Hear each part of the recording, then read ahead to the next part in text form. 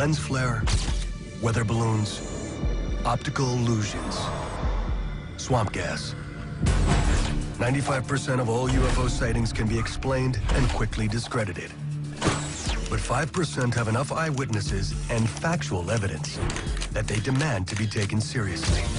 Journalist Leslie Kane has been researching these cases for over 10 years, focusing on the most credible evidence and witnesses. I've worked with high-level officials, pilots, generals, and a former U.S. governor to show that there is a physical phenomenon that exists.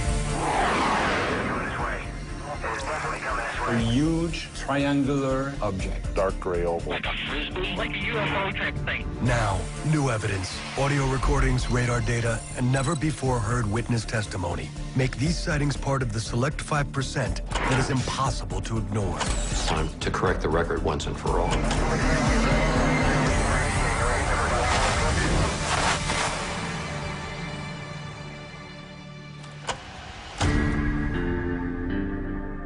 The large majority of UFO reports are made by civilians in isolated cases with 1 or 2 corroborating witnesses and can be easily dismissed. Okay, here he comes from the south. He's coming toward us now.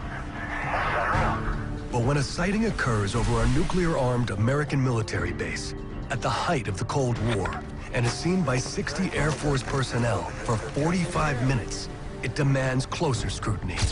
Here we have a senior officer making a report of a UFO directly over the most important base in the whole NATO network, and there's no response to him.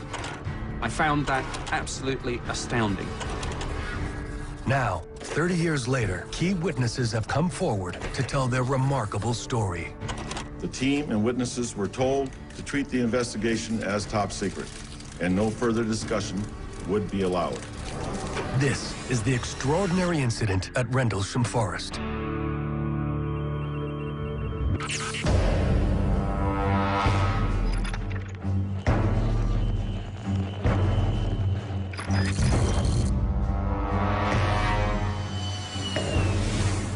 My name is Colonel Charles Halt. In 1980, I was the Deputy Base Commander at RAF Bentwaters Woodbridge, England. At that time, Bentwaters was the largest tactical fighter wing in the free world, and our mission as a key NATO installation was to be prepared should anything happen. Early in the morning of the 26th of December, I went in to collect the police blotters. That's the chronological list of what happened the previous 24 hours. And as I walked into the office, the on-duty desk sergeant started to laugh. He said, "Colonel, you're not going to believe this. Last night, 3 of our policemen were out in the forest chasing UFOs. They called in and thought they saw a downed aircraft. They went out and investigated, and they had some type of an experience." I said, "We'll put something into the blotter to the effect that they saw some lights, and we'll leave it at that for now." Halt plans for the UFO story to go away, despite growing rumors around the base about a strange craft seen in the woods on Christmas night. But within days, he is forced to act. 2 nights later, we were having the Christmas party, and we were just finishing the main course and getting ready for dessert when the on-duty flight lieutenant cornered the base commander and I and said, "We have to talk. The UFO is back." I was sure I could put this thing to rest. So I took my little pocket recorder, which I carried everywhere, an APN-27, which is a Geiger counter, and we went out into the forest. Late in the evening on December 27, 1980, Colonel Halt takes a team of 4 officers, including a flight commander and a disaster preparedness expert, out to the site where the alleged craft had landed 2 nights earlier. And lo and behold, I find half our security force out there. 5, 6, 7 vehicles, Jeeps, 6-passenger pickup trucks, and they're trying to light up the forest. Here I'm thinking, this is a public relations disaster just waiting to happen. So I tell them to knock it off, get as many people and things back to the base as they can. And with a little tape recorder, I took a small team into the forest to the alleged landing site. We found a small blast, what looks like a scruffed up area here. We get very positive readings. See, is that here the center? Yes, it is. Halt and his team locate 3 indentations in the shape of a triangle at the alleged landing site. What kind of readings we get? Anything? Let's go low. 7/10, right here in the center? The radiation readings are 10 times the normal or background level, signaling that there is definitely more to the sighting than Halt at first allowed. We found rub marks on the trees facing the site and quite a few broken branches on the ground. And when we looked up, we noticed a break in the tree canopy above us. It was obvious something had come up through or down through the trees. As we're investigating, we also hear the barnyard animals, the cows and the chickens, sort of went into a frenzy for a short period of time and then got very silent. And then somebody suddenly notices a glowing red object on the far side of the forest. And I immediately turned my tape recorder back on. Where? Right at this position here, straight ahead, in between the tree. There it is again. Watch, straight ahead off my flash back there. There it is. Hey, I see it too. What is it? We don't know, sir. Yeah, it's a strange, small red light. Maybe a quarter to half mile, maybe further out. Let's move out to the edge of the clearing so I can get a better look at it. As Halt and his team race to get closer, the details of the object come into focus. It was oval. This was all reddish orange. And there were like pieces of molten metal dripping off it, and they were falling to the ground. It had a black-like center. This was solid black, and this would actually like blink, almost like an eye. It moved horizontally through the trees, about 4 to 6 feet off the ground, zigzagging, bobbing up and down a little bit, as though they were searching for something, and it definitely was under some type of intelligent control. Halt's description matches many other sightings of UFOs. Witnesses often report red orbs that dart and search as if under intelligent control. But for Halt and the other officers, their experience is about to become anything but typical. It appears that you may be moving a little bit this way. Yes, it's better than it has been. It's coming this way. It's definitely coming this way. There is no doubt about it. This is weird. We watched it for probably 2 or 3 minutes, and suddenly it silently exploded into 5 white objects, and everything disappeared. Well, this really puts us all but in shock. I'm thinking, I'm never going to be able to explain this. People will never believe this. This is just too bizarre.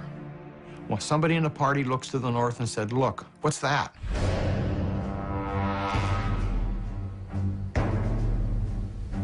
And we see 4 or 5 objects that are elliptical with multicolored lights, probably 3,000 or 4,000 feet in elevation, and they're moving at high speed with sharp angular movements. We hear a lot of chatter on the radios, and we were having difficulties the whole time, too. There was a lot of interference. Some say that sending down a beam into the weapons storage area, and we were all extremely nervous about what was happening. Moving out fast. One on the right taking away too. Yeah, let's head north. Here he comes from the south. He's coming toward us now.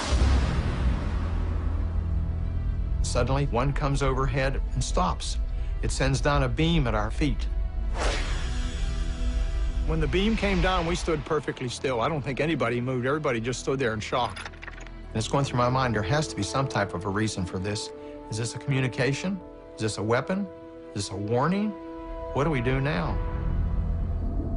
Halt and his men are transfixed by the craft looming overhead. The sight is something unfamiliar to these trained military professionals. Never seen anything like it. And while we're standing there, just as suddenly as it appeared, click, it's gone. I'm thinking, there is no real explanation for all of this. Why did I get involved? This is not exactly career-enhancing.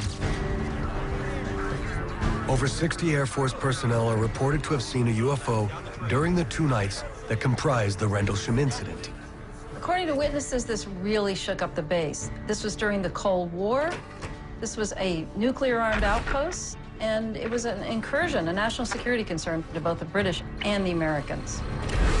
As the commanding officer on duty, Halt is required to report the events to his superiors, so he files a brief memo, hoping to put the matter to rest. Due to the base's location within England, the memo is forwarded to the British Ministry of Defense, which quickly concludes that the event is of no defense significance and closes the case.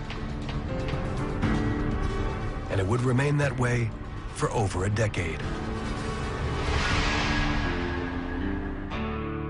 My name's Nick Pope. I worked for the Ministry of Defense for 21 years, and for much of the early 90s, I ran their UFO project. My job was to investigate sightings and determine whether there was evidence of any potential threat to the United Kingdom. In 1994, Nick Pope instigates a cold case review of the Rendlesham Forest incident. One of the things that prompted me was the apparent lack of any formal response to Colonel Holt's report. Here was one of the most senior officers ever to go on the record, making a report of a UFO landing in close proximity to two of the most important bases in the whole NATO network, and there's no response to him. I found that absolutely astounding. Pope begins an exhaustive 3-year study, uncovering several key errors in the investigation, including a confusion over jurisdiction. The Rendlesham Forest incident involved the twin bases, Bentwaters and Woodbridge. Now, of course, these were United States Air Force bases, but on British soil. So there was total confusion about who was in charge. Another problem was that the landing site had not immediately been cordoned off. People were coming and going, contaminating the site. It should have been searched thoroughly with a metal detector. Soil samples should have been taken. This didn't happen. Years into his review, Pope uncovers one of the most critical failures of the original investigation. I was looking at the question of whether or not the UFO was tracked on radar. One of the witnesses said that for an instant there was an uncorrelated target that was hanging over the bases for about 2 or 3 sweeps of the radar, and then it disappeared. But when the Americans made the report to the UK, the date was wrong. So, of course, the Ministry of Defense were looking at the wrong night. And by the time we realized the error, the radar tape had been destroyed. The original investigation had been fatally flawed. But Pope would go further than simply detailing the failures of the original investigation.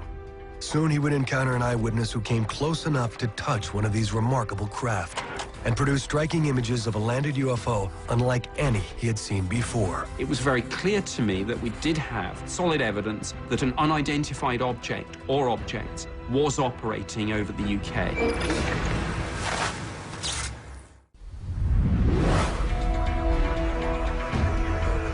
Just after Christmas in 1980, over 60 Air Force personnel witnessed what they describe as multiple unknown craft over the twin NATO bases Bentwaters and Woodbridge, England.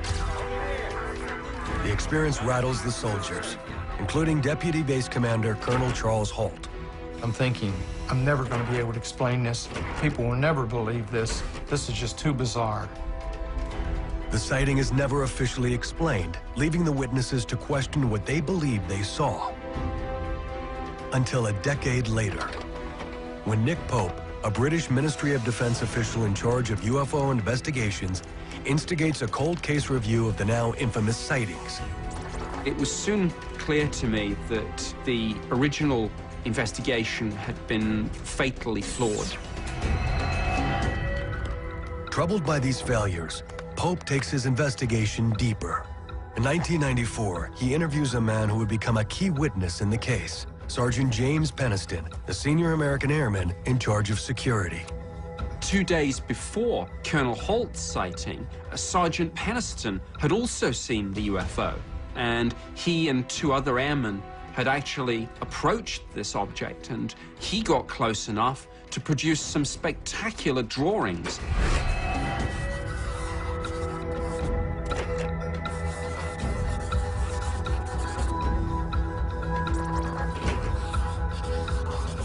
Peniston clearly got very close. See the essentially triangular shape here. And it's interesting to note that indentations were found at the landing site in the shape of a triangle, and peak radiation readings were recorded in those 3 indentations.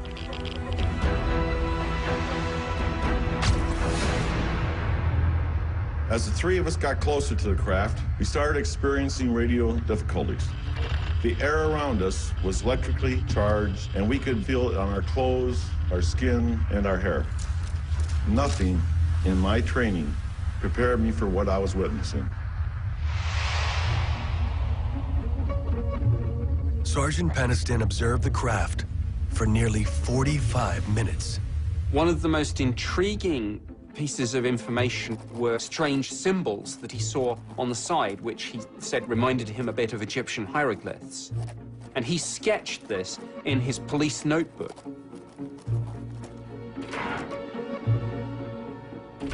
Many years after the incident, Sergeant Peniston decides to step out of the shadows and speak publicly about his sighting. Over 80 Air Force personnel, all trained observers, witnessed the takeoff. The team and witnesses were told to treat the investigation as top secret, and no further discussion would be allowed. I think in looking back at the Rendlesham Forest incident, it was very clear to me that we did have solid evidence of a compelling UFO case, that an unidentified object or objects was operating over the UK. The Rendlesham Forest incident is now considered one of the most conclusive UFO sightings in history and includes several archetypal characteristics seen in the most credible UFO cases. Triangular and disc-shaped craft that move silently and accelerate instantly to unknown speeds. It stands as a benchmark against which all other UFO cases can be measured. And when you add in all the cases that involve high-level military people, government officials, pilots, cases that have been officially investigated, you have a body of evidence that simply can't be ignored. There's something very, very strange. But what happens when an entire city witnesses a UFO reported to be as large as 2 or 3 football fields? Was the shape of a boomerang. A large black object coming right towards us. Thought I was going to pass out because I was so enthralled in looking at this thing. And I said, that's something a mile long. In 1997, thousands in Phoenix, Arizona witnessed an enormous craft. Do these lights belong to visitors from outer space? It was being blasted all over the television, so people were going outside of their houses and looking up in the sky. Now, new evidence is introduced in one of the most enduring UFO cases in history. All hell broke loose, basically, and we had a complete lockdown. Official explanations are dissected. The Air Force stated that flares were dropped around 10 p.m., but witness reports came in over an hour before the flares were dropped. So using that excuse makes a mockery out of what thousands of people said they saw. And a former governor reveals his startling admission. I knew more about the lights over Phoenix than I let on. This is the Phoenix Lights.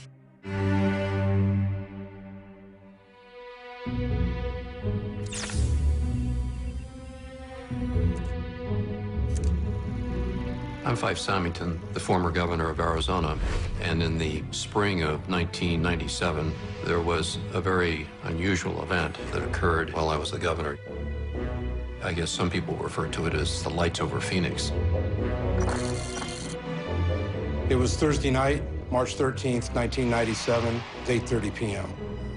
My daughter Monica came running in to say there was something coming over the end of Camelback Mountain. And so 4 of the kids got up, ran out, and I ran out with them. And I looked to the north. My wife and I saw 3 bright white lights in triangle formation coming right towards us. It had 5 big lights in front, and it was the shape of a boomerang. It was a solid craft, silent, very low to the ground. And the thing that took me was the size. Profoundly enormous, profoundly massive. I mean, we don't even have shopping centers this big. We stood and watched it come, and it floated directly over our house. And it was probably 5 to 6 minutes that we had full view of this. My wife and I, we just stared at each other. And I looked her right in the eye and I says, we just saw our first UFO. Do these lights belong to visitors from outer space? Hundreds of people across the valley think it's a distinct possibility. What is described as a giant, brightly lit boomerang soars through the air. No official explanation of those strange bright lights. That night, it was being blasted all over the radio, all over the television, so people were going outside of their houses and looking up in the sky, and it was being viewed by thousands of people across the valley. There were barrages of phone calls coming into the governor's office and to the Department of Public Safety. People wanted answers. So, of course, I was making my inquiries immediately to the head of the National Guard. And I had members of my staff calling Luke Air Force Base to find out if they were flying some exotic aircraft over the valley and not really getting any answers. I mean, everybody was just sort of, oh my gosh, well, we don't know what it is. Something strange happened in the skies over Arizona that still hasn't been fully explained. It's something UFO enthusiasts are calling a major sighting. Pilots report seeing it in the air, yet military radar screens pick up nothing. Whatever it was, it has more than a few Phoenicians watching the skies tonight. Well, in the weeks following the incident, over 700 witnesses called in reports to local officials and to the National UFO Reporting Center, a private organization in Seattle, Washington. And these witnesses included pilots, police officers, and military professionals. Although descriptions of the craft differ, several overriding characteristics prevail. It is a massive solid object, not merely lights, in the shape of a delta or triangle. And it makes no noise as it moves over the valley. Most importantly, it is viewed from multiple vantage points by witnesses across the county for a total of 106 minutes. We literally were laying down on the grass looking up at it. It was a solid object. Something that I could never explain. Real deal. It was a major UFO event, seen by thousands of people across the state of Arizona, and they were expecting a serious response from the government. Well, you can imagine the building hysteria that was going on in our community about what really happened and what we were going to do about it. I'm going to order a full, investigation of this through DPS. We're going to make all the necessary inquiries, and we're going to get to the bottom of it. We're going to find out. I was probing, trying to get answers, but everybody was sort of denying that they saw it in official channels, which really had me perplexed. And Councilwoman Barwood really took the lead. She called Senator John McCain, and the senator was the first person to get something out of the Air Force. The Air Force tells Senator McCain that the lights are high-intensity flares, dropped by the National Guard between 9:30 and 10 p.m. But since the sightings began at 8:15 p.m., over an hour before the flares were dropped, and in a different part of the city than the UFO was seen, this fails to explain what many witnesses saw. They were all shot right around 10 o'clock at night. They were all southwest of Phoenix. They weren't even over the city or even in the county. What my wife and I saw happened at 8:30. Seems to me this big object came over at 8:30. The authorities decided they better do something to cover it up, so they had a flare show at 10. Well, it was an intentional diversion, yes.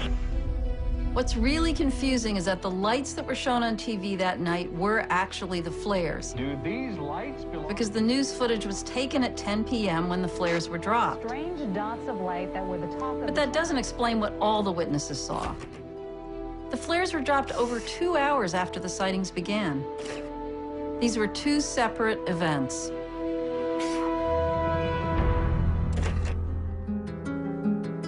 Casting further doubt on the Air Force's explanation is this never-before-heard recording of a call made by an airman at Luke Air Force Base to the National UFO Reporting Center early in the morning on March 14th.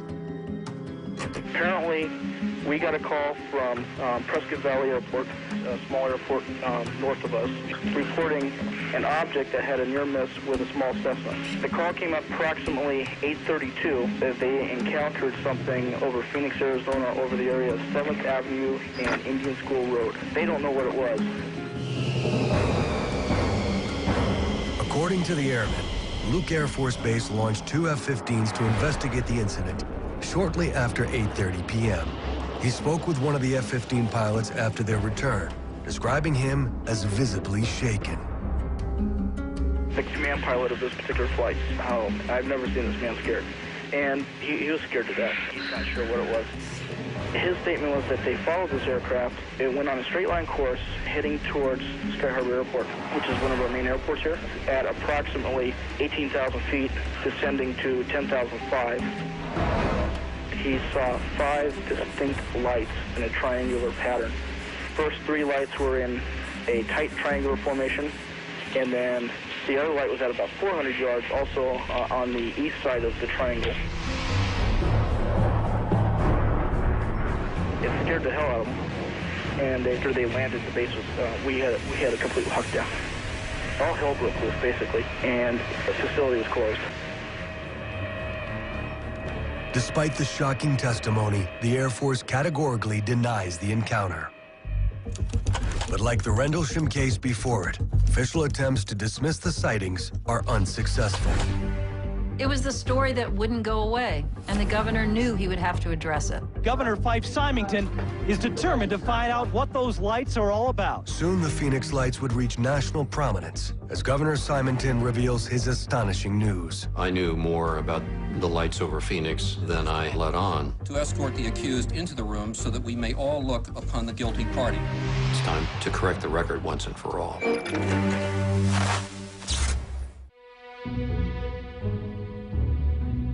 But when you serve in public office, you have to be very careful dealing with sensitive, incendiary subjects like UFO sightings. Well, I'm going to order a... The fact of the matter is, if you're a public official and you start talking about UFOs, you really get attacked. It's unbelievable. So we start tonight with those strange dots of light. First, the left side... In 1997, thousands witnessed a UFO over Phoenix. Reports described a delta-shaped craft, several football fields in length. Like the craft at Rendlesham, it was viewed from multiple vantage points by witnesses across the county for a total of 106 minutes. Thousands of people saw it, and there was quite a buildup of public interest, almost close to hysteria. UFO enthusiasts all over the country... 3 months after the sighting, USA Today features the Phoenix lights on its front page, forcing Governor Symington into the spotlight. In early June, there was some major publicity, and all of a sudden we found ourselves sort of besieged. So I organized this press conference to try to get people to kind of climb off the emotional mountain a bit. On June 19th, Symington holds a news conference to announce the mystery has been solved. And now I'll ask Officer Stein and his colleagues to escort the accused into the room so that we may all look upon the guilty party. Don't get him too close to me, please. Now, this just goes to show that you guys are entirely too serious. It really was a very funny spoof, but unfortunately it was taken the wrong way. It was an insult, and I'm greatly offended, as are many, many witnesses, because a lot of people could have came forward, but instead they became reclusive. They refused to talk about it because of this, because of the ridicule. I was angry over it because I know what I saw, and I did not like that kind of attitude. When this thing was over my house for 5 minutes, someone should care. Someone should care. That press conference, it really did upset a lot of people, and I regret that. But what really bothered me was that I knew more about the lights over Phoenix than I let on. And I should have talked more openly about my own experience sooner. On March 13th, I was having dinner with my family. We had the TV on, and I was well aware of the news about the UFO. So I said, I'm going to jump in my car, and I'm going to go down Lincoln Drive past Squaw Peak and see if I can see what's going on. When I got here, there were people milling around, just enjoying the park. And I was here for probably 5 or 10 minutes, and somebody said, look at that, and out to the northwest, this great big, massive craft, probably around 3,000 or 4,000 feet, took out a whole chunk of the sky, and you could see other aircraft in the distance, but airplanes looked like little toothpicks compared to the size of this craft. And it came right at us, made not a sound, and just moved almost sort of gently and smoothly, not that fast. It just glided over Squaw Peak. And we had a magnificent view of it silhouetted. Governor Symington observes the object for nearly a minute before it speeds away across the valley. It just all of a sudden disappeared. You know, I served in the U.S. Air Force, and I've been flying all my adult life. You know, I've never seen anything like that before. It obviously had unbelievable aeronautical capabilities, something way beyond anything we have in our inventory, that's for sure. But I thought I best be quiet about it because I'm the governor, and if I go start talking about it, it's going to create more hysteria, and one should not lose sight of the fact that I had a state to run. Symington maintained his silence throughout his second term. But now, nearly 15 years later, the former governor draws lessons for all public officials. I think as far as government is concerned, we're sort of driven to always have an explanation for everything. And it's hard for government entities to say, you know, I don't know. You know, we can't explain it and admit to complete vulnerability. And now I'll ask officers. But I learned a hard lesson about this subject based on personal experience. Public officials need to be more open and more courageous in dealing with issues like this. We need to deal with it legitimately and objectively, and if we don't know what it was, then we should say, we don't know what it was. It's time to square up and do the right thing. The particulars of what was seen that March 1997 night are still avidly debated, and the Phoenix Lights case remains unsolved. But what is not in question is the case revealed an urgent need in UFO study, an official government process for receiving and investigating reports. As it stands now, for people in the United States, there is no official body for them to go to if some kind of event takes place, which they feel needs to be reported. And what's interesting is that in terms of the aviation community, the FAA has actually told its employees in its manual that if they see a UFO, they are not to tell the FAA about it. So they're actually saying right in their manual that we, the U.S. government, do not want to hear anything about UFO sightings. Pilots and people in the aviation community in particular make excellent witnesses. But very often, when they see UFOs, they don't go on the record because they fear that their careers will suffer. And it's a real problem because it makes the case harder to report, and it really limits the available data on the phenomenon. Without an official agency collecting sightings, coupled with the ridicule surrounding reports, it is impossible to accurately record the frequency and magnitude of UFO activity. But particularly in the aviation community, this risks a grave safety hazard. If these unidentified flying objects are real, mid-air collisions with our aircraft could be catastrophic. Hey, David, this is from United Tower. Did you see a flying disc out by C-17? I have this shooting suit. And if I did, I wouldn't admit to it. Less than a decade after the Phoenix Lights, these issues are brought to light with the alleged incursion of a UFO into one of America's busiest airports.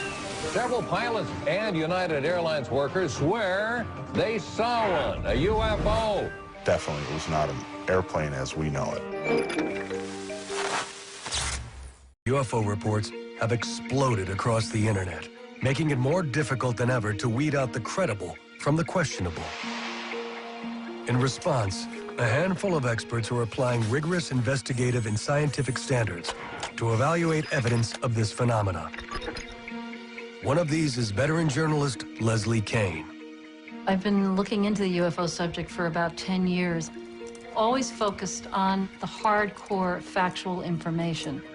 Radar evidence, the photographic evidence, the physical evidence that have been studied in laboratories, and not on more conspiracy-oriented material that's floating out in the culture and all over the internet.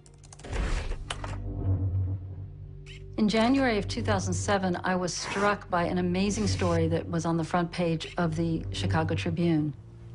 A number of employees of United Airlines witnessed a disc-shaped object. It looked like a metallic disc hovering over the United Airlines terminal, specifically over gate C-17. And this was at rush hour, a busy afternoon around 4:30. It was seen by a lot of people on the ground. It was seen by pilots, by crew members, by managers, by people that were moving planes around. It was estimated to be about 22 to 88 feet. And they said that it was hovering over gate C-17 for at least 5 minutes. And then the thing suddenly just shot up, directly up through the cloud bank above it and cut a crisp hole through it, very clean, like a cookie cutter. The witnesses, trained aviation professionals, were confounded by what they had seen. I've been at O'Hare for quite some time, and I'll tell you definitely it was not an airplane as we know it.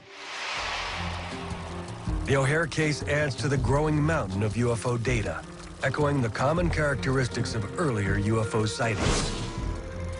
It was a disc-shaped object that hovers silently and accelerates instantly to unknown speeds. But the most critical piece of evidence is yet to be revealed. Hey, Dave, it's from United Tower. Hey, did you see a flying disc out by C-17? It was starting soon. Several months after the incident, Kane obtains a copy of the control tower tapes, which includes a never-before-heard recording of a United Airlines supervisor calling in to report the sighting. Okay, I'm sorry. What can I do for you now? All right. I told Dave there was a disc flying outside above Charlie 17, and he thought I was pretty much high. But I'm not high, and I'm not drinking. Yeah. Someone actually has a picture of it, so if you guys see it out there. A disc? Like a frisbee? Like a UFO type thing. Yeah, okay. Okay. Hey, I'll keep a field eye for that. All right, okay, bye. This is, very, very important evidence. It shows that there was something there. It was reported to the tower, but it was still treated like some kind of a joke. And I believe that that's at least partly due to the FAA policy of discouraging UFO reports. Even though this was in restricted airspace, a busy airport in the middle of rush hour, and nobody knew what this thing was going to do. I mean, this was a serious hazard. So the FAA initially didn't say anything, but once these tapes were released, they had to say something. Under public pressure, the FAA releases a cursory explanation 2 months after the sighting. Well, the first thing that the FAA told people was that this was some kind of light reflection off the bottom of the cloud bank. They said it was the airport lights can do funny things on the clouds. But the problem is the airport lights had not even been turned on yet. The second explanation that the FAA gave was that it was a weather phenomenon, most likely what is called a hole punch cloud. A hole punch cloud is a natural phenomenon that is caused by ice crystals falling from above a cloud down to a cloud bank below and melting a hole in the cloud. Problem is, you have to have freezing temperatures for this to occur. Well, we know for a fact that it was too warm at O'Hare that day. The temperatures were not below freezing at the level of the cloud bank. So it is an absolute physical impossibility for that event to have been caused by a hole punch cloud. Ultimately, the O'Hare case and the FAA response to it are typical of how the U.S. government handles UFO sightings. First, they avoid having to talk about it at all, but if that becomes impossible, the authorities will just throw out whatever explanation they think might fit, whether it's plausible or not.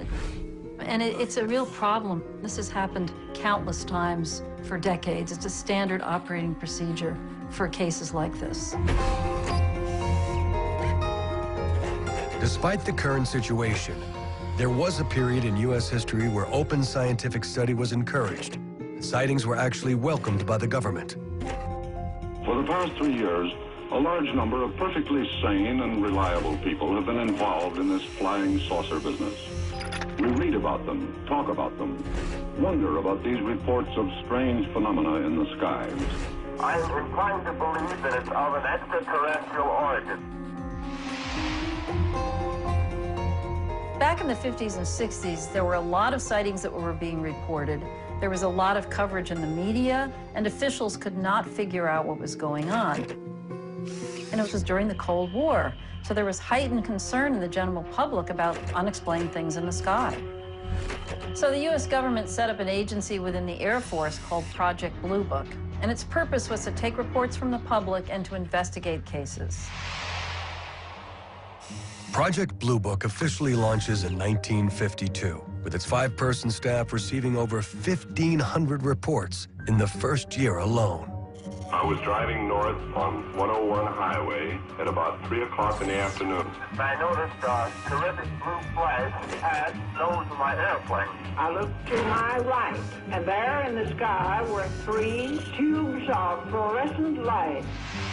And it went over me, practically right over my head. The object traveled in a straight line. I counted 8 of them, proceeding directly out to sea. And I began to hear a hissing, whistling sort of a sound. A beautiful, silvery, pink-tinged moonlight.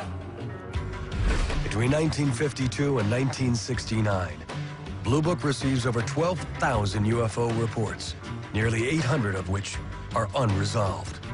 It is soon clear that the scope of the UFO phenomenon is far greater than the small Air Force office can handle. Blue Book was plagued from the start. It was understaffed, incompetent in certain ways, and eventually it just became like a public relations exercise for the Air Force. So in 1966, it was decided that its future would hinge on a government-funded study commissioned at the University of Colorado. The university study is headed by Dr. Edward Condon, physicist and former head of the National Bureau of Standards. Condon was biased against UFOs from the beginning. In fact, in a 1967 article, he was quoted as saying, "My attitude is there's nothing to it." But I'm not supposed to reach that conclusion for another year. The Condon report is completed in 1968 and includes some valuable analysis of unresolved UFO cases in its nearly 1,500 pages. But that goes largely ignored in favor of the 2-page summary written by Condon himself, which declares that further scientific study of UFOs is unwarranted. In 1969, the Air Force announces the termination of Project Blue Book, effective the following month. Since then, the report has been cited countless times by officials and scientists to justify dismissal of UFO study. It's really a tragedy. I mean, this was the only official investigation by our government. When it closed, the golden age of UFO study in America was over.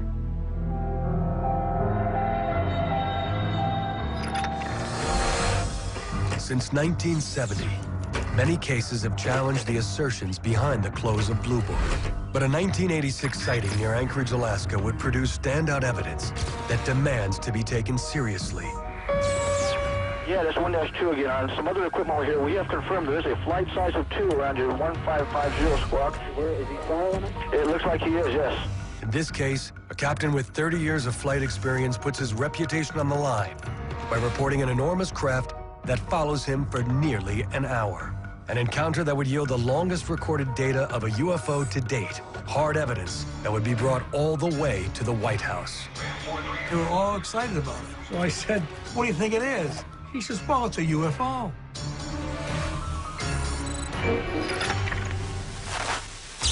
My name is Richard Haynes, and I have been a research scientist for NASA since 1967.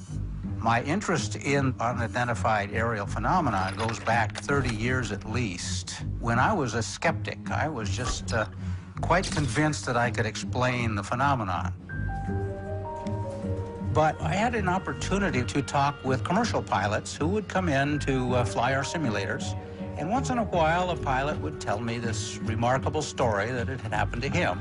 And over the years, I began to realize that I was wrong, that I could not explain the phenomenon. So in the 1970s, I began collecting face-to-face pilot interviews, sometimes in the cockpit of the airplane. Sometimes we would refly an actual encounter. And so far, I have collected over 3,000 sightings from virtually every country of the world, and quite a number of them were very serious. These would qualify as near miss by FAA standards.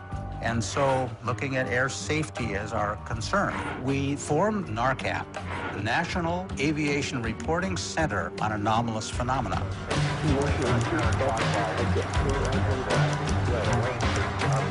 NARCAP is a reporting center for pilots and air traffic controllers who would like to make a report of their sightings in a completely confidential manner. This is very important because a lot of pilots are afraid for their careers. They believe that they will be ridiculed, and the implication is that if you see something in flight, you're not competent to fly the airplane, which is absurd. We've got to turn that situation around. Yeah, that's 1-2 again. On some other equipment over here, we have confirmed there is a flight size of 2 around your 1550 squawk. Where is he following? It looks like he is, yes. In 1986, NARCAP learns of a sighting near Anchorage, Alaska, that would become one of the best-known pilot cases on record. A key investigator on this case is former FAA Division Chief John Callahan. I was the division manager for the Accidents, Investigations, and Evaluation Division, FAA headquarters. The rule was if anything came up that was newsworthy or was an accident, we had to know before the smoke cleared. Sometime in January of '87, I received a call from the Alaskan region. Apparently a UFO had chased this Japanese 747 across the skies for like 31 minutes. Somehow the media found out about it, and now they want more information. They didn't know what to tell them. I said, tell them it's under investigation. I told them to package up all the data, the voice tapes, the computer tapes, the military tapes, and send them overnight delivery on the red-eye flight to the FAA Tech Center in Atlantic City. Callahan assembles a team of FAA analysts who synchronize the radar with the pilot's radio transmissions. The result is recorded on this video by Chief Callahan and becomes an essential clue in unraveling the case.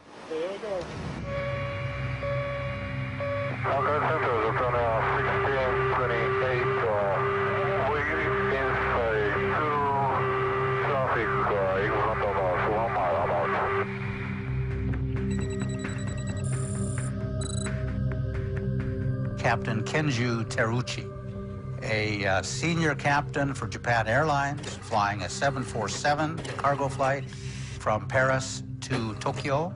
He saw a military test of some advanced nature. When he looked at his airborne radar, he saw a large target 7, 8, 9, 10 miles in front of him. And the first thing he did is he called the FAA and wanted to know if they had any traffic up there for him. Japan Air 1628, sir, if you're able to identify the type of aircraft, and see if you can tell whether it's military or civilian. Japan Air 1628, we cannot identify the type, but we can see navigation lights and thermal lights. Viewing this one-of-a-kind radar evidence, Callahan's team is able to confirm the unidentified target near Teruchi's plane.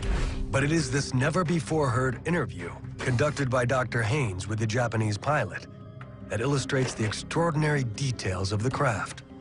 What he told me was remarkable. It was a huge object, something far bigger than his own airplane. Big walnut shape, as large as 3 or 4 aircraft carriers, had lights coming from it, and small craft coming and going from the bigger craft. How long did it take to move from the 12 o'clock position?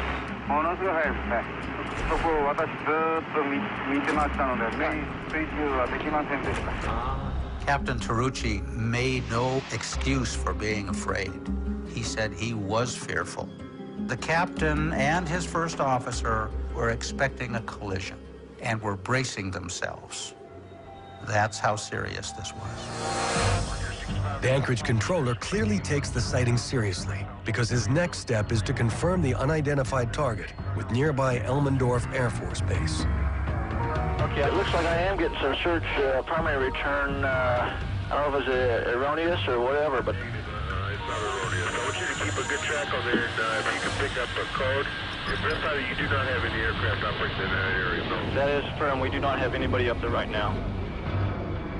The military guy sees those targets. The controller working the radar sees these targets. According to the pilot, there's a great big ship out here, and that stays with them for a while. Japan Air 1628 Heavy, sir, I'm going to request you to make a right 360-degree turn and advise me what your traffic does then. Flight 360. As Captain Terrucci was approaching Fairbanks, he received permission to carry out a 360-degree turn. He wanted to try to get away from that object that was on his left-hand side.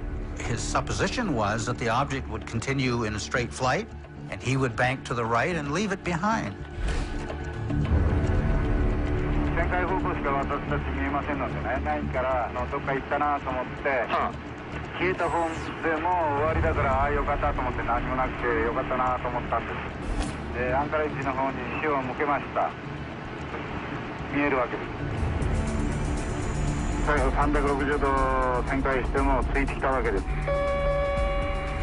Yeah, that's 1-2 again. On some other equipment over here, we have confirmed there's a flight size of 2 around your 1550 squawk. Where is he following him? It looks like he is, yes. As Terrucci continued the 360-degree turn, the object traveled around the circle with him, which is very interesting because it has to be going faster than that airplane to keep up.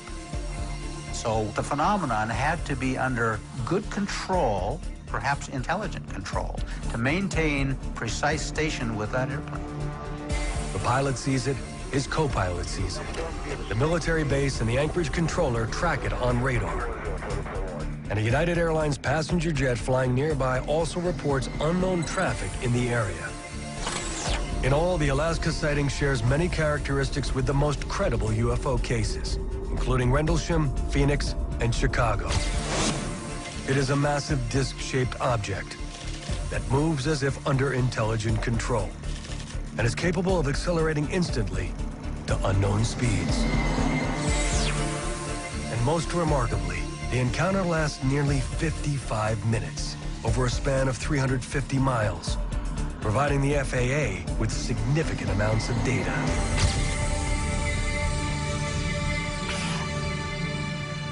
They had the analysts put together a chart that would explain every hit around the 747. And even a blind man could see there was a target there.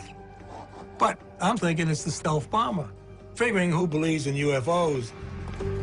When Callahan returns to Washington, a meeting is arranged with the White House scientific team to review the materials. There was 3 scientists from Reagan's staff. There was 3 guys that said they were with the CIA. And I played the tape 3 times for them. When the video got done, they were all excited about it. They're drooling. They can't wait to get their hands on all this data. This is the first time they ever had more than a few minutes of radar data to go through.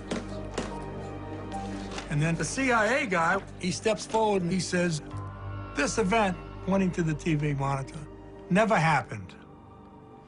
We were never here. We're confiscating all this data, and you're all sworn to secrecy. So I said, what do you think it is? I'm still thinking it's the stealth bomber. He says, well, it's a UFO. 2 months after Callahan's meeting, the FAA releases an official explanation for the sighting, which, like the Phoenix and Chicago cases, seeks to explain away the phenomenon. They said it was a split beacon. It was a ghost target. It was ring around. It never happened. But the Japanese pilots do not see ghost targets. They don't see ring around. They don't see split beacons. We only see a dot or a slash on radar. You have to rely on the pilot telling you what's there. Captain Terrucci decides to go public with his encounter at great personal risk to his reputation. Because of his willingness to fill out the forms and be interviewed in great depth, Japan Airlines decided that he should no longer fly. And so Captain Terrucci was asked to fly a desk, as they say. This case illustrates what's at stake. Until the U.S. government changes its policy on UFO sightings, witnesses are always going to be afraid to come forward with critical and important evidence. This is how science progresses, is to allow people to openly and honestly describe what they're seeing. We're never going to get to the bottom of this phenomenon until we have an open disclosure.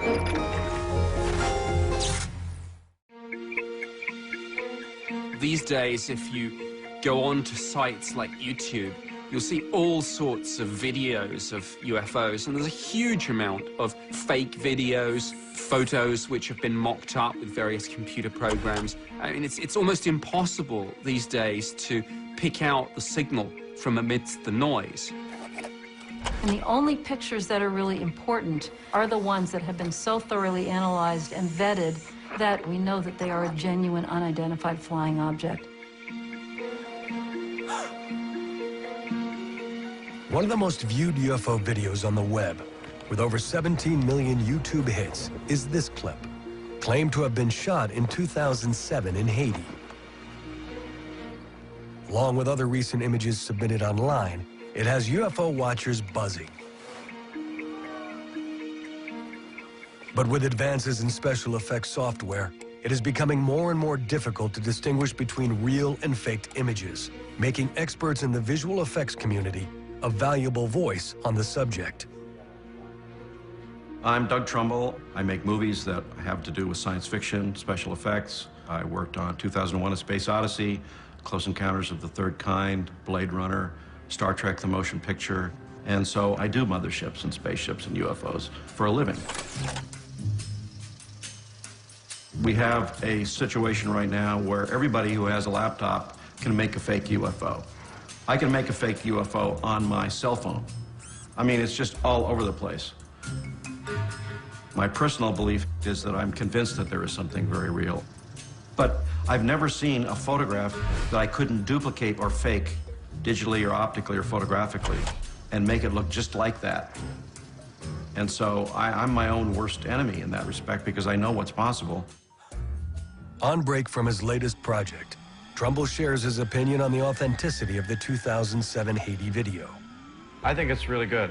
I don't buy it as a real UFO or UFOs, but I think it's a pretty well done special effect because they're doing very dynamic camera moves. They're matching the irregular movement of the camera to the movement of the object. They seem to have kind of aircraft-like ballistic trajectories, and it all kind of makes sense, like they're flying in formation. But there are a number of things happening here that kind of give away the illusion to a certain extent. Let me just freeze on this. You know, look at these two palm trees. They're identical. That frond, this frond, that frond, that frond. These are actually a photo composite of one palm tree put in two places. So it's really the same palm tree twice. That doesn't happen in nature. It's absolutely impossible. There's other things that happen, like when this thing goes through the trees, even though this seems to be an extremely bright light, it's not affecting these fronds at all. There should be more light happening up in the fronds of the tree, so you get a little twinkly light and some interaction, but there isn't any, because that's a much harder thing to do. So, good job, but I don't buy it.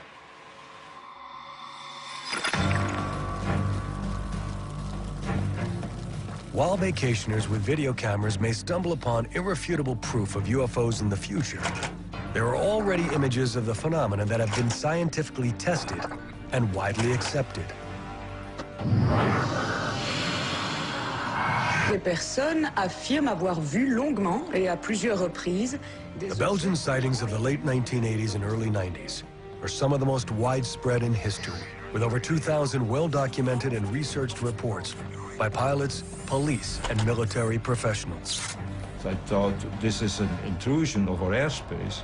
We have to find out because it's an air defense issue. The 18-month epidemic of UFO sightings rattles the Belgian government and brings the scientific community its most conclusive piece of UFO evidence to date. I look at it and said, oh my God, that's too much. My feeling at the time, I must admit it was a fake. This is the Belgian wave.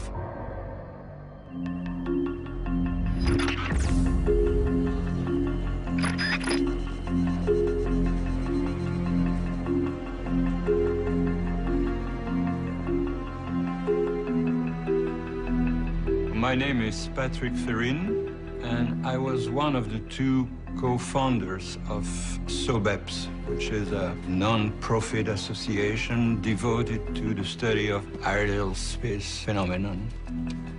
In 1989, the situation was very quiet here in Belgium concerning UFOs.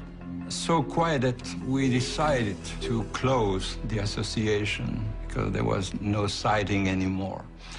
And all of a sudden, strange things started to happen in the area of Eupen. And this was, historically speaking, the beginning of the Belgian UFO wave.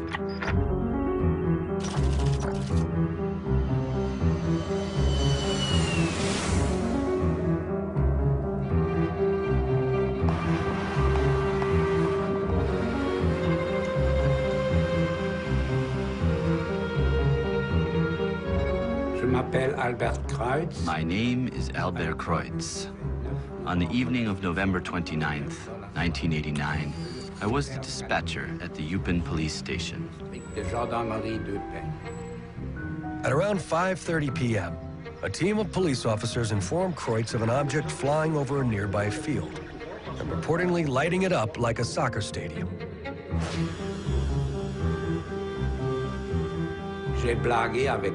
I joked with them, since it was the end of November, that it was St. Nicholas coming down. Then they screamed, "Look out your top floor window, and you'll see it."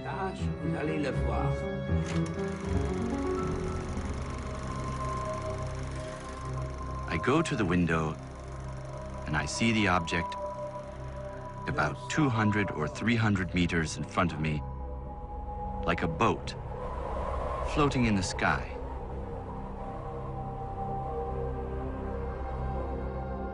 It was magnificent to see, and it made me think that we are not alone on this earth, in the universe. I found it beautiful.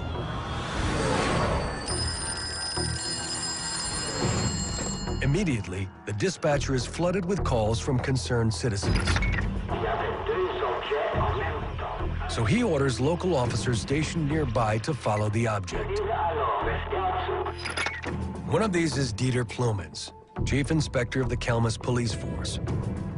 Plumens is on duty with his partner, catching drug dealers near the Netherlands border, when the call comes in. When we heard the call on the radio, we were driving in this direction. We saw a light or some type of object resting over the town of Henri-Chapelle. And we asked ourselves, what is that? I told them to pursue the object and observe it. So they followed it to Henri-Chapelle, where the object hovered motionless over the Beloy retirement home.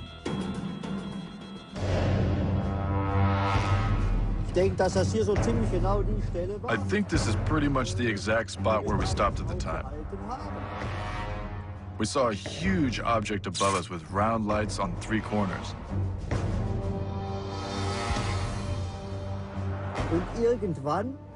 And at some point, a much smaller object flew out from behind. And it had a reddish blinking light that blinked in rhythm with the larger light. Plumens and his partner observe the objects for several minutes, and then suddenly the red orb is reeled back into the larger craft. The object then rose up and flew away.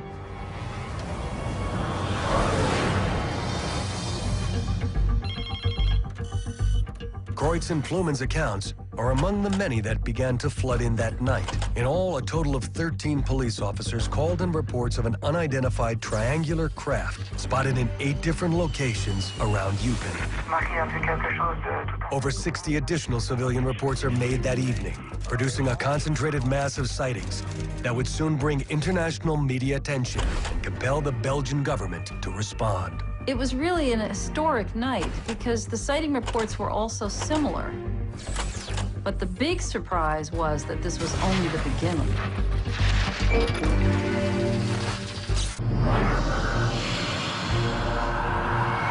personnes affirment avoir vu longuement et à plusieurs reprises des objets volants et lumineux de forme triangulaire. Ils ont vu dans le ciel un phénomène étrange, un ovni. The day after November 29, it was a huge covering in the media. Résultat des interactions entre les forces cosmiques. It was on TV, it was in the newspaper everywhere. And immediately we took our car and we went to Eupen to interview the people who saw it. Mon mari a vu quelque chose de tout à fait incroyable la nuit de lundi. Et il a vu un objet énorme avec d'immenses rayons lumineux qui l'a suivi pendant plusieurs minutes alors qu'il rentrait à la maison. Voilà, il n'ose pas en parler parce qu'il a peur qu'on se moque de lui, mais moi, je tiens quand même à vous en informer.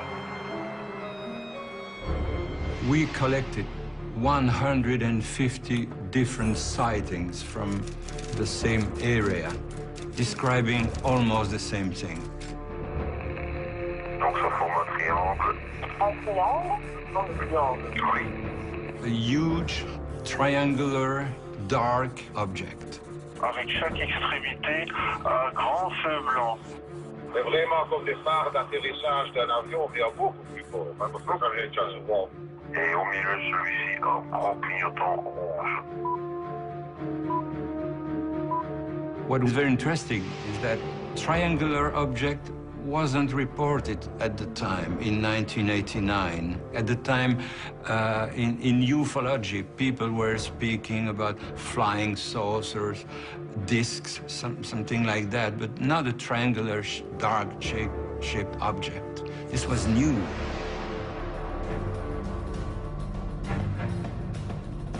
The Belgian sightings of November 29th garner international attention, prompting an immediate response from the government. A point man is assigned to head up the government inquiry. Major General Wilfred de Brouwer, head of operations for the Belgian Air Staff. In 1989, I was in charge of protection of the airspace of the country when a total of 143 sightings were reported in the area of Eupen. When receiving such report at military level, a lot of officers will reject it because it's not in their terms of reference. It's frustrating. It's frustrating having to declare that you don't know what is going on. So when it came to my office, I wanted to react in the same way. But I thought this is an intrusion of our airspace. We are the country hosting NATO. We have to find out because it's an air defense issue. De Brouwer's first action is to contact the U.S. Embassy to find out if any stealth flights had taken place in the area without warning them. No, they came back very quickly and confirmed formally that no such flights had taken place over Belgium. So that wiped out that theory. But the sightings continue, including many cases where several people were involved in a single sighting. Police officers, military and government personnel, and an Air Force weather forecaster. Highly credible witnesses, all of them convinced that they saw something exceptional.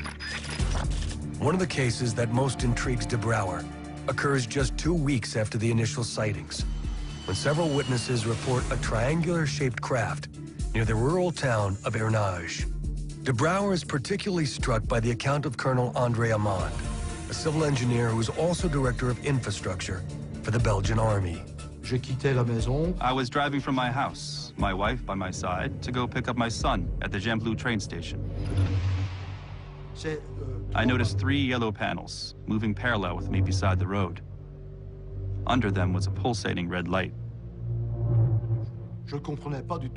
I did not understand what it was. My wife said it's probably just a plane.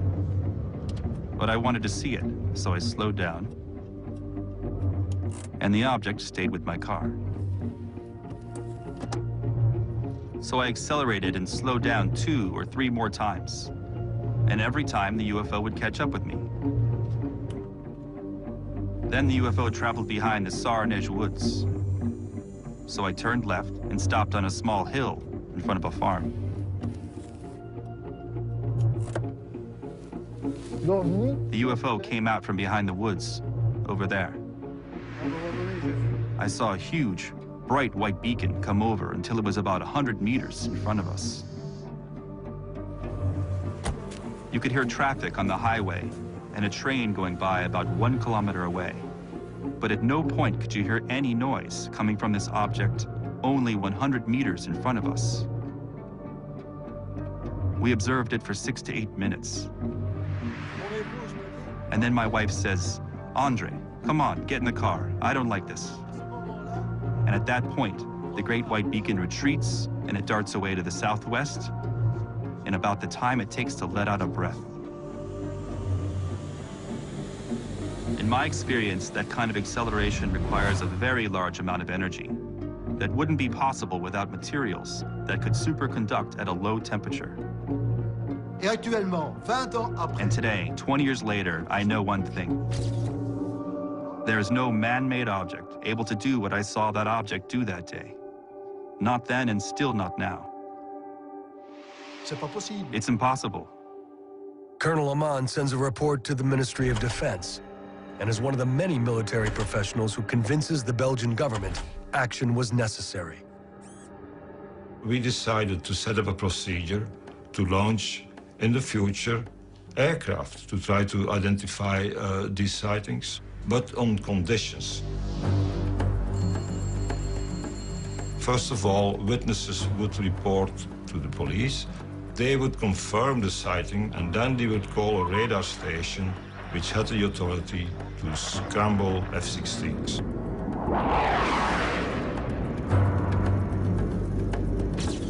I am Yves Mielbergs. In 1990, I flew F-16s in the 350th Squadron in Belgium. We had heard about the wave of UFOs, particularly in the regions of Liège and Eupen.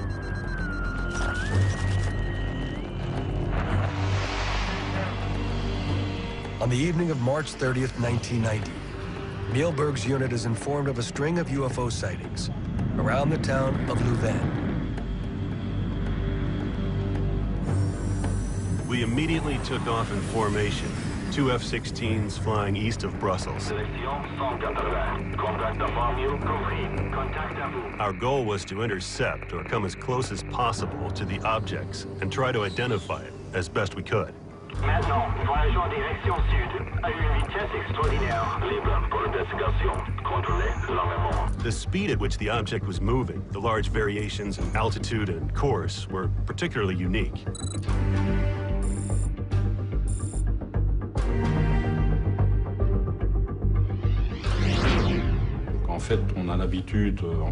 In air combat, we're used to seeing objects move very quickly. But in this case, the object's variations were unforeseen, which proved that we were dealing with an object very different from an aircraft. Contact.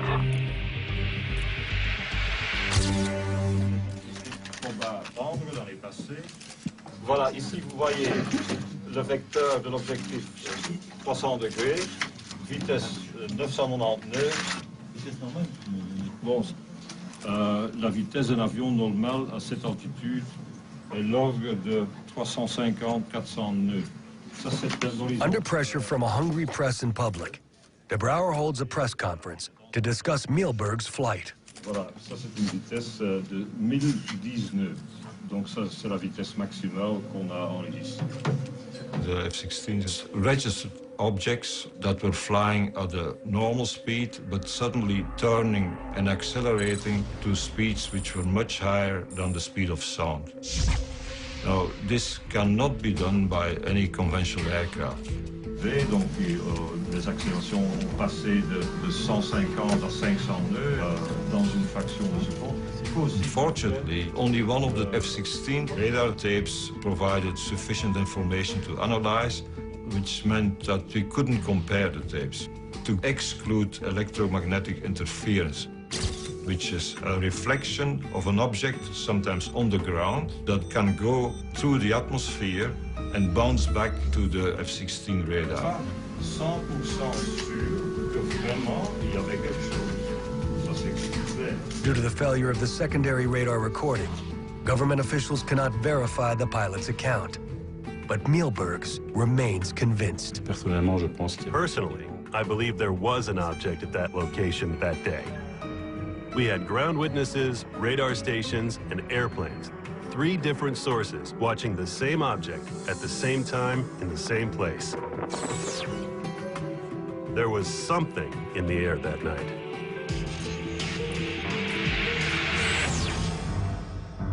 The individual sightings of the Belgian wave are remarkable and impressed de Brouwer and other investigators with their legitimacy. But what they didn't have was something irrefutable, a piece of evidence that would bring this fully into the realm of science. On a spring evening in a village not far from where it all began, this evidence would finally arrive, and the results would be more than they had imagined. My feeling at the time, I must admit, it was a fake. More than a year after the Belgian wave began, UFO reports continue to flood the office of SOBEP's co-founder, Patrick Ferren. For almost 18 months, we collected massive observations, and we met several hundred people.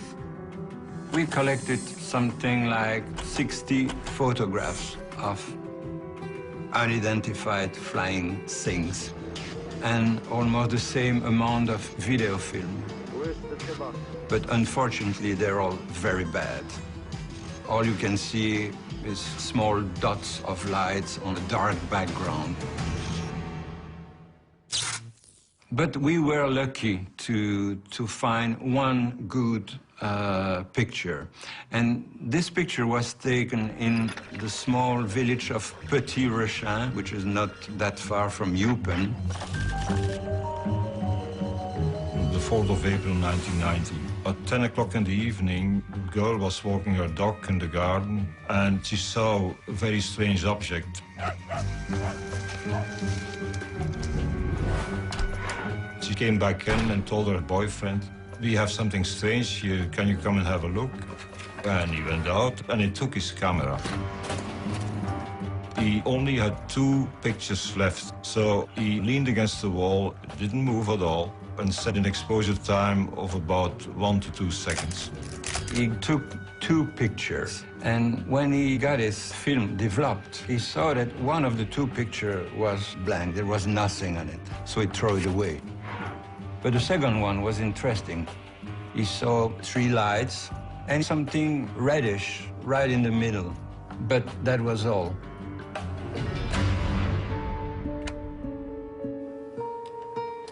I received the original at the time.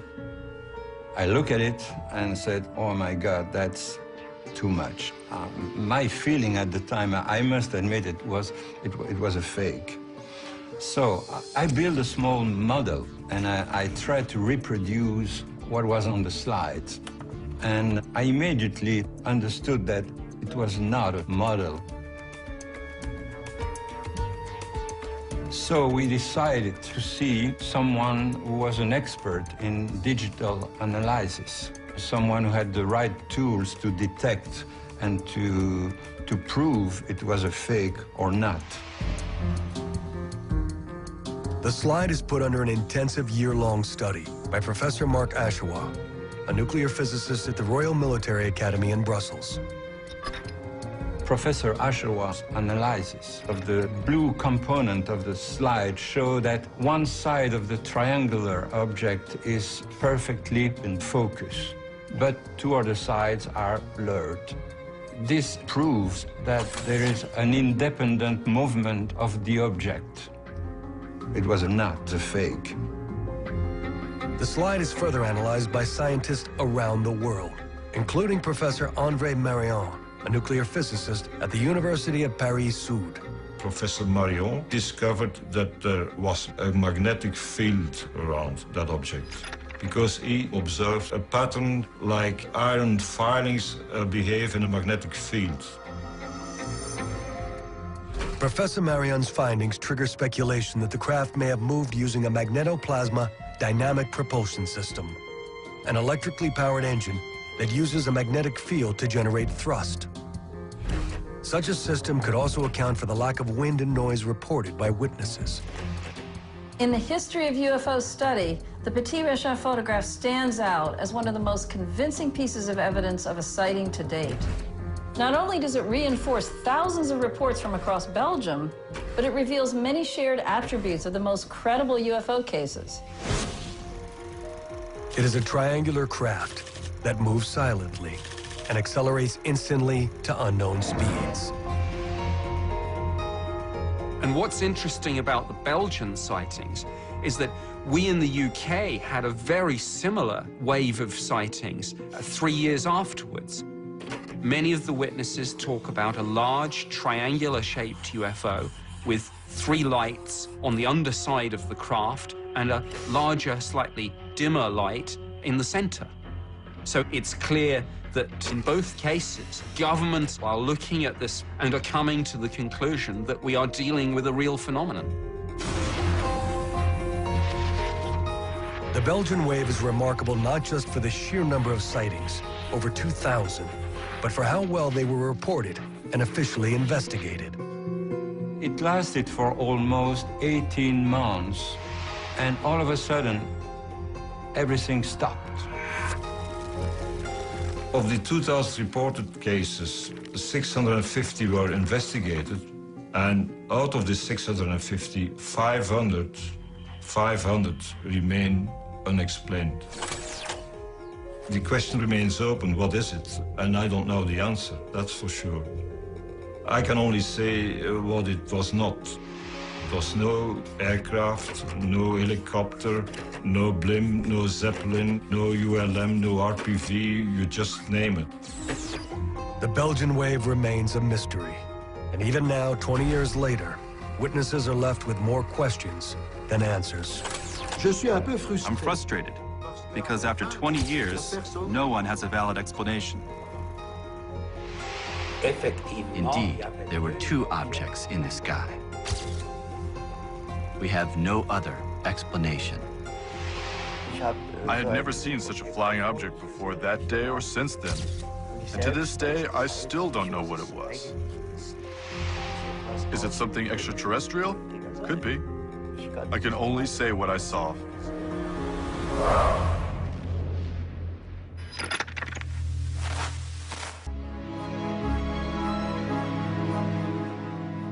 For the thousands of witnesses in the Belgian wave, and many others who have documented their encounters at military bases, major airports, or in the skies above our cities, there is but one conclusion. There is something out there, and we need to take it seriously. The difficulty, of course, of studying UFOs, if in fact they are manifestations of some advanced civilization, is that we are more or less in the same position of, let's say, laboratory mice attempting to understand the civilization of biology technicians in the laboratory. It is just beyond our imagination. And Arthur C. Clarke said that sufficiently advanced technology is indistinguishable from magic. History is filled with accounts of new phenomena, poorly understood phenomena, that have been ridiculed, made fun of. Why? Because science hasn't had a chance to look into it, or won't look into it for various reasons. We've got to turn that situation around. We have this propensity in our culture to ridicule UFO sightings. It's a problem, and we need to be more mature about it in this country. You know, it's not all aircraft lights and weather balloons and hoaxes. There is a genuine phenomenon here, something that the scientific community should want to look at. It should want to engage on this. I mean, potentially, it has incredible things to teach us.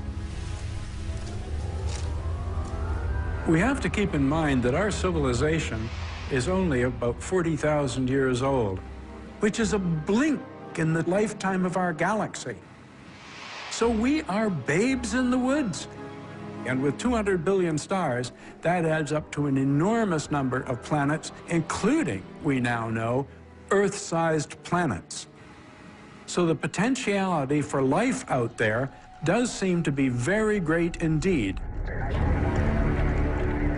We have very, very sophisticated analytical techniques that are being used all over the universe now to look at planets, stars, nebulosities. But started asking myself, well, has anybody done a really sophisticated, technologically astute approach to photographing UFOs so that you could really get, you know, what I sometimes call the Zapruder film of UFO sightings? And the answer was no. So in that vacuum, I decided to undertake what has become kind of a hobby project for me.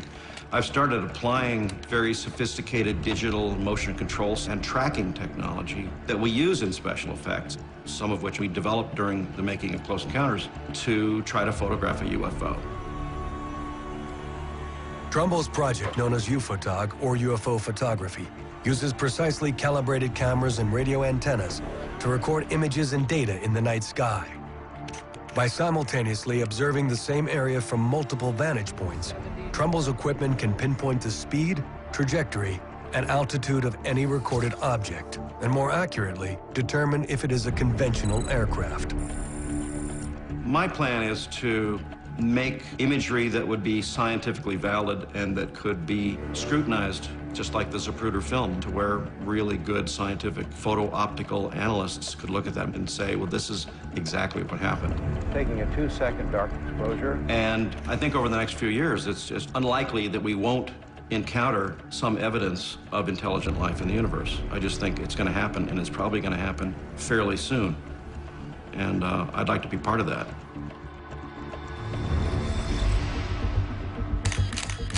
It's really an exciting time to be involved with UFO research.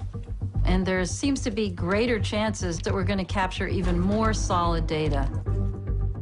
But we also have to be extremely careful to hold it to the absolute highest standards.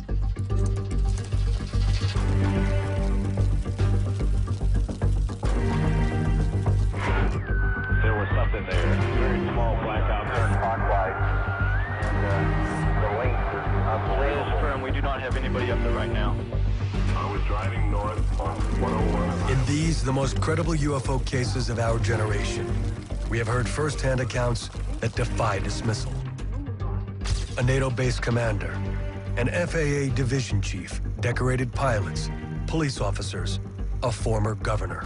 All have put their reputations on the line to deliver testimony that they at first were unwilling to accept. Together with the evidence collected, from radar data to photographs to never-before-heard audio recordings, these sightings present a case that cannot be ignored. It's the accumulation of overwhelming evidence from pilots, generals, government officials that prove, in my opinion, that we have an actual physical phenomenon that has not been explained. It's time to embrace this information and the new reports much more openly.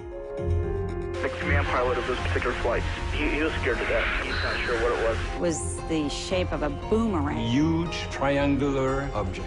As large as 3 or 4 aircraft carriers. And it came right at us, made not a sound. It definitely was under some type of intelligent control. It's coming this way. It is definitely coming this way. Green tubes of fluorescent light. Dark gray oval. Like a UFO type thing. It looked like someone poked a hole in the clouds. It just all of a sudden disappeared. There's no doubt about it. This